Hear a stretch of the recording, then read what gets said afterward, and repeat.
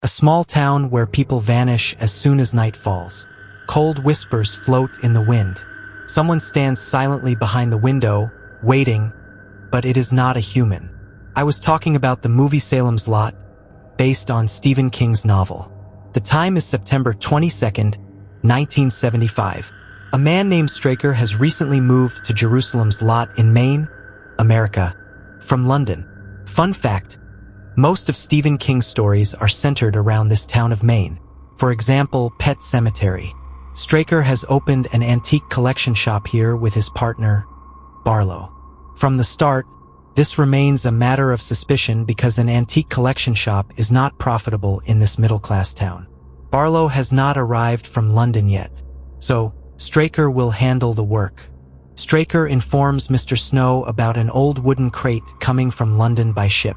It is supposed to arrive at 6 o'clock this evening. As soon as it arrives, Snow and his men must shift it to the cellar of Straker's new house, the Marston House. This Marston House, located on a remote hill far from the locality, is quite notorious. People do not step there. Many rumors are heard about this house.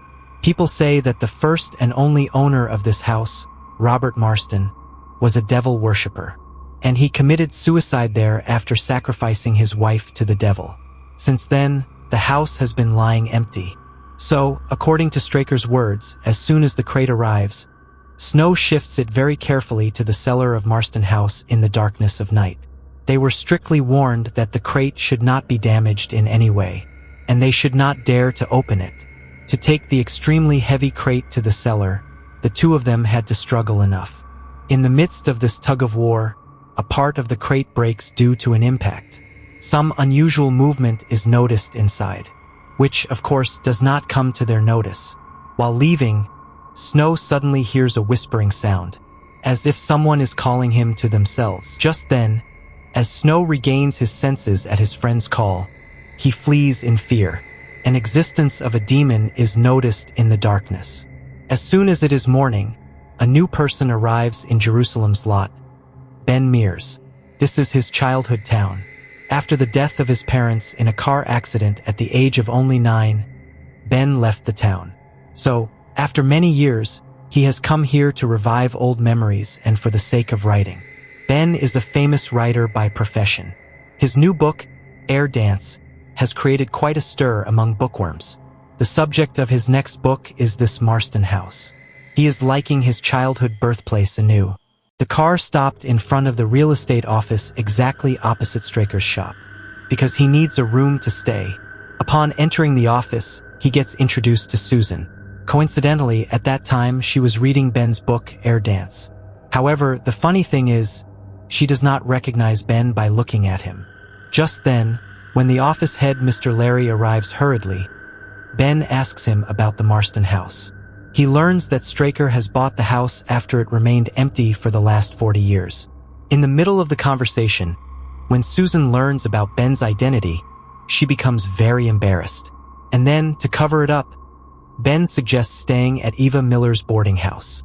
In this small town full of beautiful happiness, there is a new little student of Stanley Elementary School, Mark. As Mark is intelligent, he is also quiet, but his fighting back mentality beats everyone. The school principal, Mr. Burke, is a very beloved personality among the students. Today, on the way back from school, Straker is seen keeping an eye on Mark's group. What is going on in his mind is not understood. Ben, meanwhile, is busy researching the Marston House. Just then, when Susan comes to the library with her mother Annie, Susan invites Ben to the drive-in tonight. Looking at this, it could be understood that Susan has started to like Ben. Yes, so as I was saying, Mark is a hardcore horror fan exactly like me. Ghost, vampire, demon, he has huge knowledge about everything. He has no fear of anything. While showing his favorite collections to his friend, evening falls. Two brothers, Ralph and Danny, set out for home. Meanwhile, Susan and Ben come to the drive-in. This is a place where everyone parks their cars and enjoys the open theater on weekends. They both sit in a special place and share their life events with each other.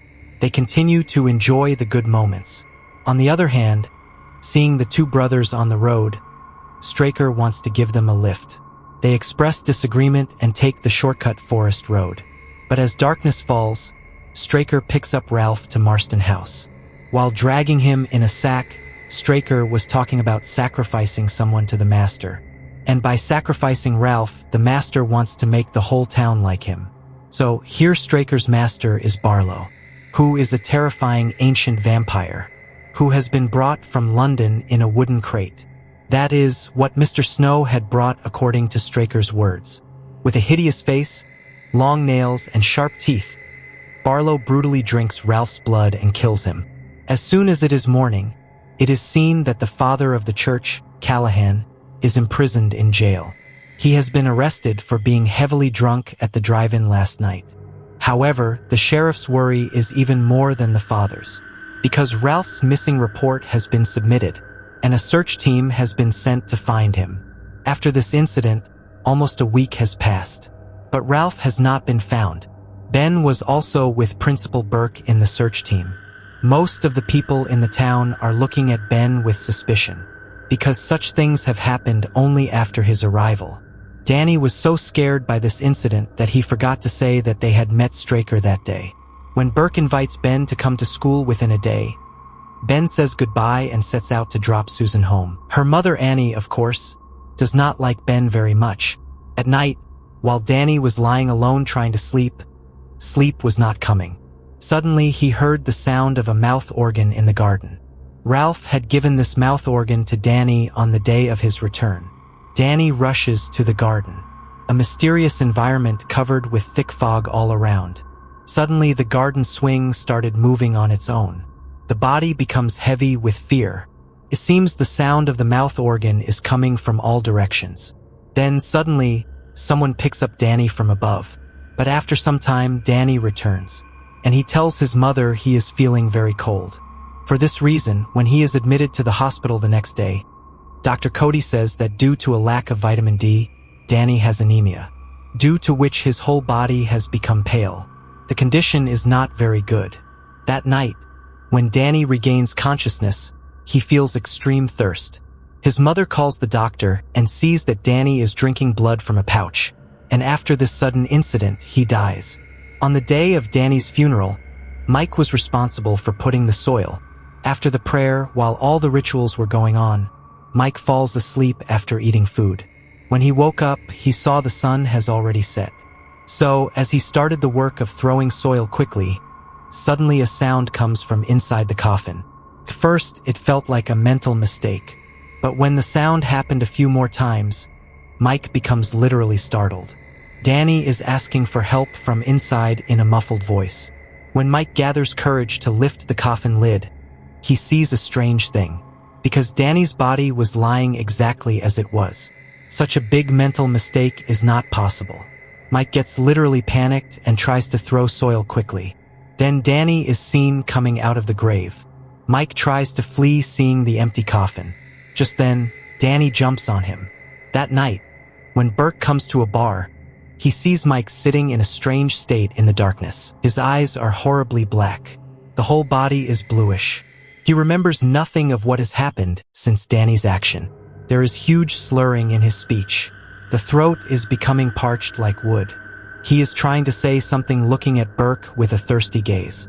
Seeing this condition of Mike, Burke brings him to his house. And as soon as it is morning, he will have Dr. Cody check him once.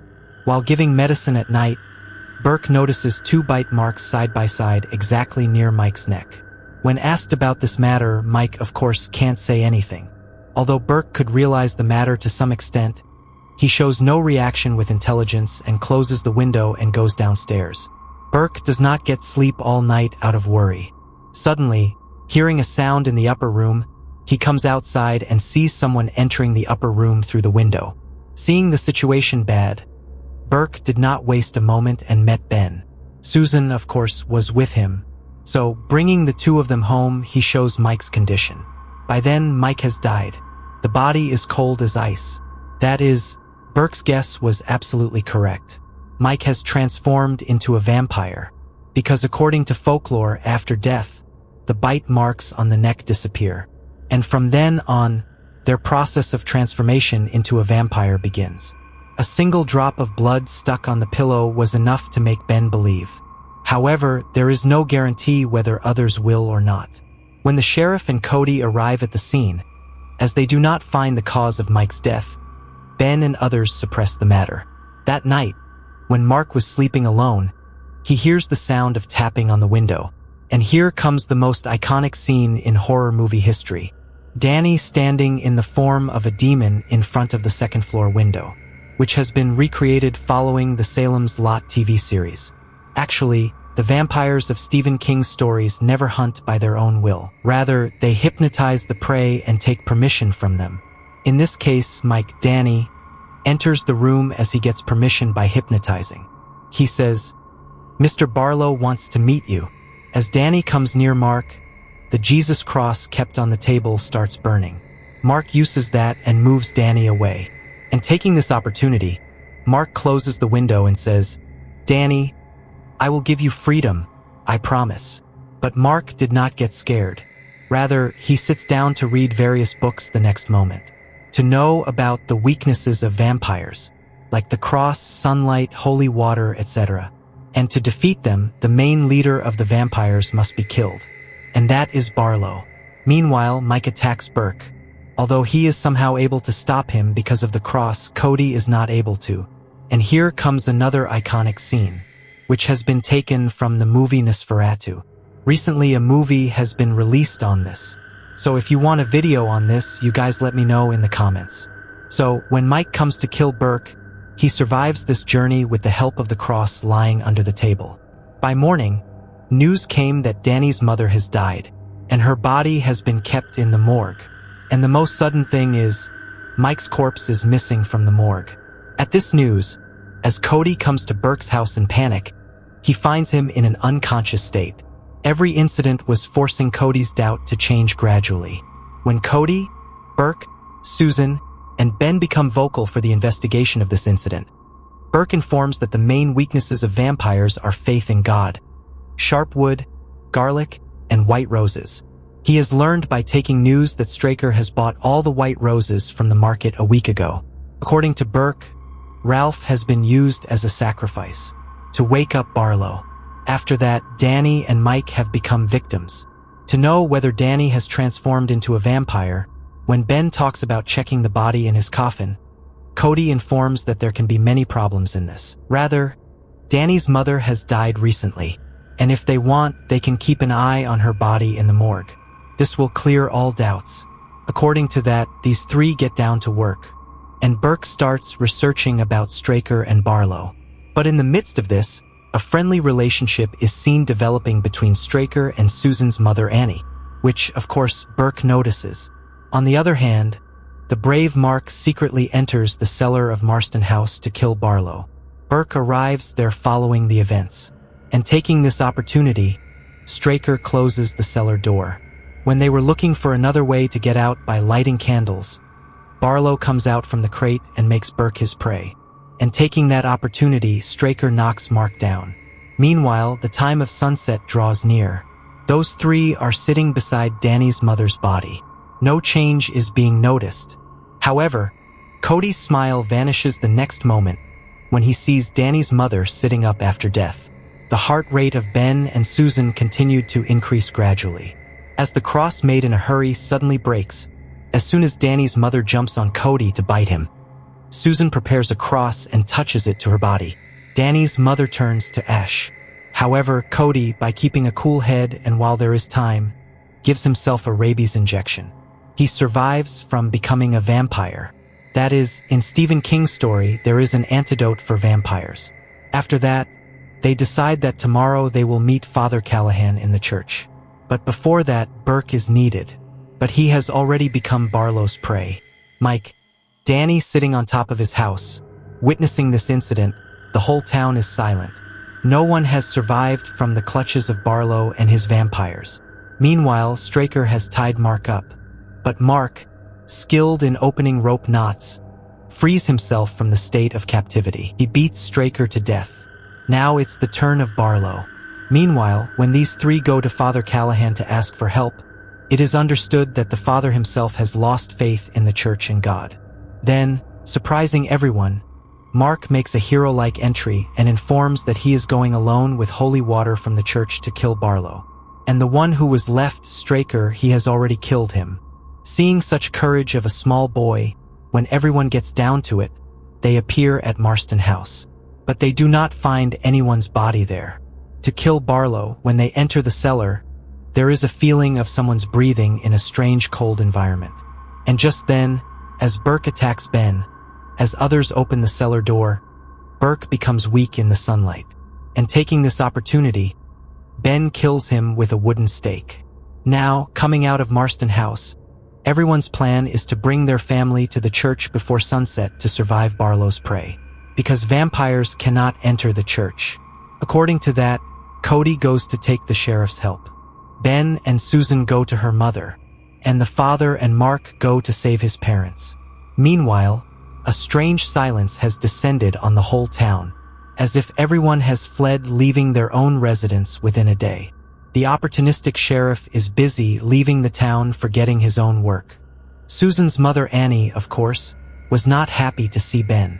She continues to sing the praises of Barlow, and it is natural for such a thing to happen, because after Straker died, Barlow has made Annie his new servant.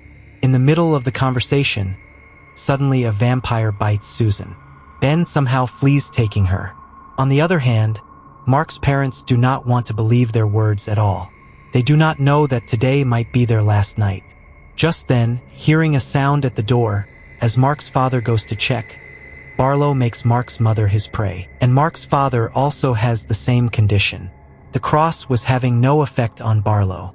As the cross in the hand of the father, who was trembling with fear, goes out, Barlow makes him his prey too.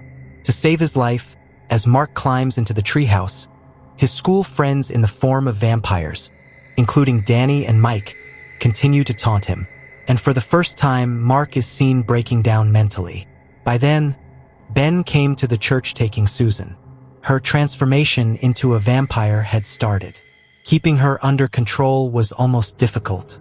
Cody understands that no work will be done with the rabies injection. So, as he takes out a wooden stake from the bag, as Ben tries to resist, Susan flees from the church. As Ben goes to catch her, he did not get courage seeing the condition outside.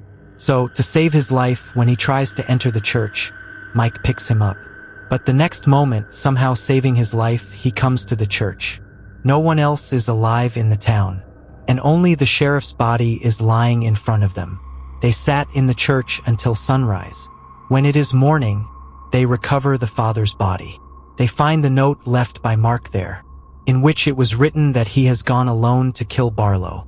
Meanwhile, when Mark goes to Straker's antique shop, Danny attacks him there.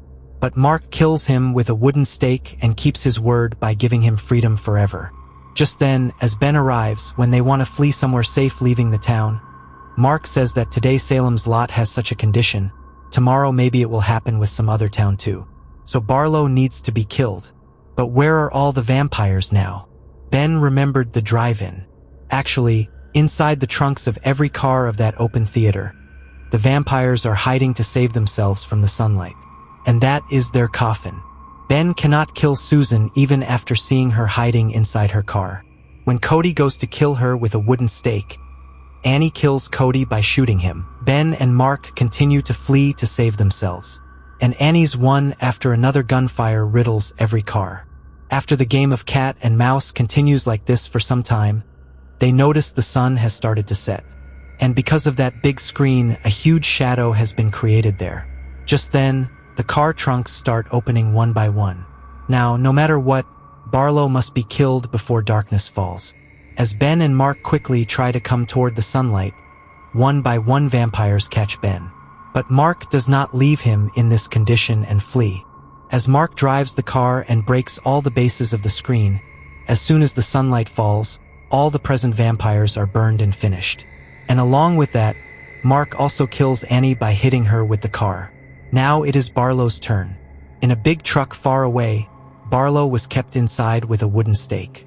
The two of them try to bring it into the sunlight and open it, but it is not possible to open at all. With the sun setting, Barlow starts to gain his full power. As they enter a nearby shop, Susan jumps on Ben. And on the other hand, Barlow is waiting for Mark. Everything was for him. Both are busy handling two sides.